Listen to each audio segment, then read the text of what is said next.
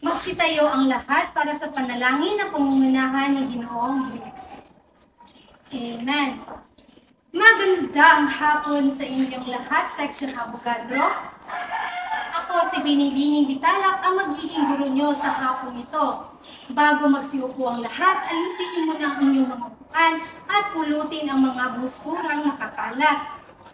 Ayusin niyo inyong mga buko, damit, at gamit ng maayos at matiwasay ang ating pagkatuto sa araw na ito. Maaari na kayong umupo. Ngayon, maaari ko bang malaman sa ating kalihim kung may lumiban ba sa araw na ito? Maraming salamat, mainam naman kung gayon. Bago tayo magsimula, mayroon akong mga alituntunin nang sa gayon ay mas maging maayos at matiwasay ang daloy ng ating klase.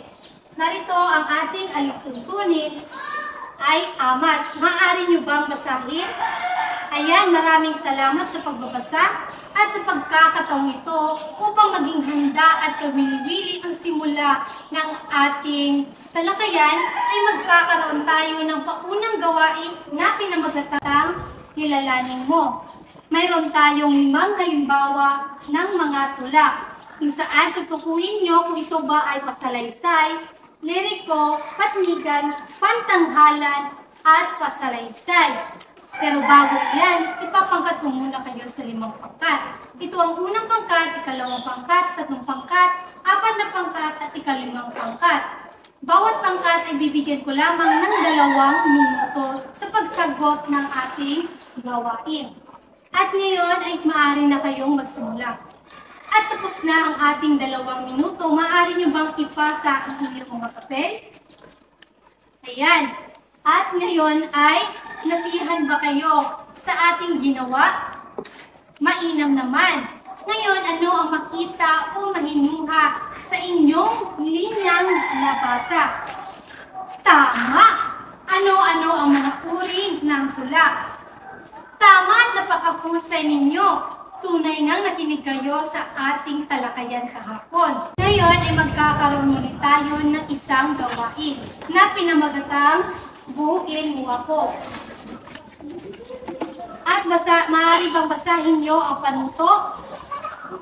Ayan, maraming salamat sa pagbabasa. Gagawin nyo ito bilang isang pangkatan. Tulad ng pangkat kanina, ayon pa rin ang inyong pangkat. Ngayon ay handa na ba ang lahat? Ang bawat pangkat ay bibigyan lamang ng 3 minuto upang tapusin ang gawain ito. Ayan, at simulan na natin. At ngayon ay tapos na ang inyong 3 minuto. Maaari nyo bang ipasa dito ang inyong mga sagot? Ayan, at napakita kayo ng kagalingan. Lahat ng inyong binuo ay tama. Bigyan niya kayo ng magaling clap ang bawat isa. Ganito gawin ang magaling clap. 1, 2, 3. 1, 2, 3. Magaling, magaling, magaling. Ayan. Ngayon ay malalaman natin kung ano nga ba ang ating paksa sa araw na ito.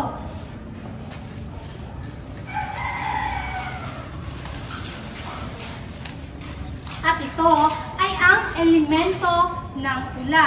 At ngayon ay ibabahagi ko sa inyo ang mga elemento ng tula. Ang una ay ang sukat, kung saan ito ay tumutukoy sa bilang ng pantig na sa bawat taluktot na bumubuo sa isang sakno. At ito ay tumutukoy sa paraan ng pagbasa. Halimbawa, ang salitang isda, kung saan ito ay may 2 pantig.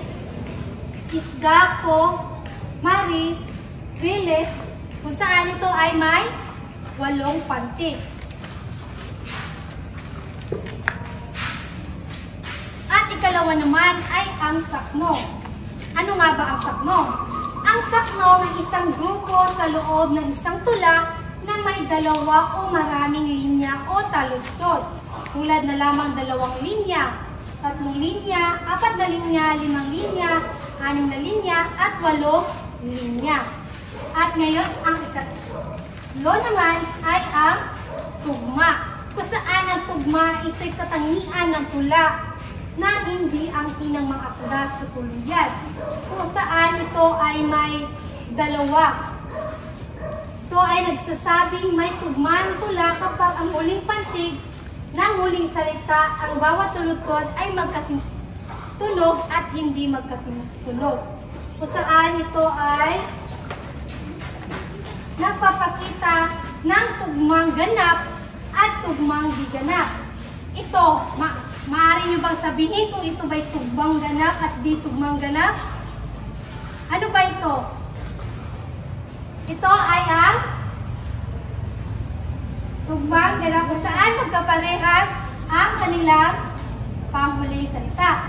At ikaapat naman ay ang kaliktan, kung saan ang kaliktan ay isang marikit na salita na para mapasaya ang mambabasa at mapukaw ang damdamin ng kagilihan. Kung saan halimbawa nito ay maganda, kung saan nagpapasabi ito na ito ay marikit, kung saan ito ay may parehas na kahulugan. At ngayon ay malalaman natin ang mga uri ng sukat. Una ito ay wawaluhin, kung saan ito ay may 8. Kung saan halimbawa, isda ko sa maribiles, kung saan ito ay may wawaluhing pantik. At ito naman ay may 8 rin. Ang ikalawa ay lalabindalawahin, kung saan bibilangin ito ay may 12 pantik ito. Kung saan ang la, kisa, la, yaw, karaniway, hubad. Diba? May 12. At ang ikatatlo naman ay lalabing-animin, kung saan ito ay may 16 na pantig. Kung saan ito ay sari-saring, bungang kahoy, hinog na at matatangin. Kung saan ito ay may 16. At ang ikaapat naman ay may 18. Kung saan ito ay may 18 pantig. At ngayon ay malalaman natin ang ikalima. Ito ay ang talinghaga, kung saan hindi ito tumutukoy sa bagay na nabanggit. Tulad ng umaapoy ang aking puso. Hindi ito sumasabi na nag-aapoy talagang yung puso. Ito ay nangangahulugang masaya siguro, masaya ka o nagmamahal ka. Yun. At ang ika-6 naman ay ang anyo, kung saan ito ay nagpapakita ng forma ng tula. Ito naman ay tono. Ito ay tumutukoy sa damdamin ng namamayaning sa tula. Kung saan ito ay nagpapakita kung ito ba ay nagpapakita ng pagmamahalan, ganon. At wala naman ay ang persona. Kung saan ito ay tumutukoy sa nagsasalita na tula, ito ba'y una, ikalawa o ikatlong panakuhan. At ngayon, naiintindihan niyo ba ang mga elemento ng tula? Ayan, mabuti naman. At ngayon ay may mga katanungan ako kung talaga ba may natutunan kayo sa elemento ng tula. Ano nga ang ating 8 elemento ng tula? Ayan, mabuti naman. Ano nga ang sukat? Ayan. Ano naman ang sakno at tugma? Ayan, talagang nakinig talaga kayo. Ano naman ang kariktan o talinghaga ayon sa sinabi ko kanina? Ayan, at may natutunan talaga kayo sa ating itinalakay. Paano naman ang tono, anyo, at persona? Ayan, at may natutunan talaga kayo sa ating tinalakay. Maaari bang bigyan nyo ng magaling clap ang bawat isa? 1, 2, 3, 1, 2, 3. Magaling, magaling, magaling. Yan. At ngayon ay may napansin ba kayo sa salitang inyong nabuo? Sa mga salitang inyong nabuo, masasabi nyo bang parte ito ng isang tula? Siguro ang inyong kaalaman ay mapalawig pa, ay magkakaroon tayo ng isang gawain na pinamagatang punan mo ako. At ngayon ay nakikita niyo rito ang isang tula at isang talahanayan, kung saan susuriin niyo ang isang tula at ilagay dito ang elemento ng tula. At ang inyong pangkat ay ganun pa rin. At ang bawat pangkat ay bibigyan ko lamang ng 5 minuto upang tapusin ang talahanayan ito. At bibigyan ko rin kayo ng isang Manila paper upang dito nyo ang nilagay ang talahanayan. At ngayon, ibibigay ko na sa inyo.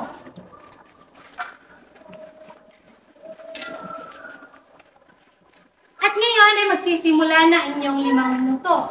At ngayon, tapos na ba ang lahat? Ayan, tapos na ang lahat. Maaari ko bang kunin ang inyong ginawa? Tignan natin kung tama ba ang inyong mga sagot. Tama. Tama. At tama nga ang inyong mga sagot.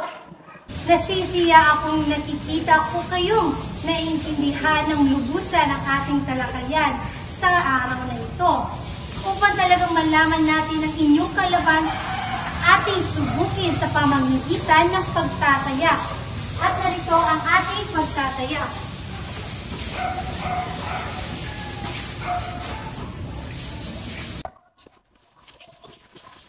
At ngayon ay maaari niyo bang basahin ang ating panuto? Ayan, at maraming salamat sa pagbabasa. At ngayon ay meron tayong rubrics na babasihan o pamantayan sa ating gagawing gawain. Narito, pamakita nyo ng maayos. At ngayon ay bago tayo magsimula sa ating gagawing pagtataya, ay ayusin muna ninyo ang inyong mga upuan na magkaroon kayo ng espasyo pagitan upang maiwasan anumang uri ng pangungopia. Kumuha ng kalahating papel upang doon ilagay ang inyong mga kasagutan. At naiintindihan ba ng lahat? At bibigyan ko lamang kayo ng 10 minuto upang tapusin ang pagtatayang ito. At ngayon, tapos na ang inyong 10 minuto.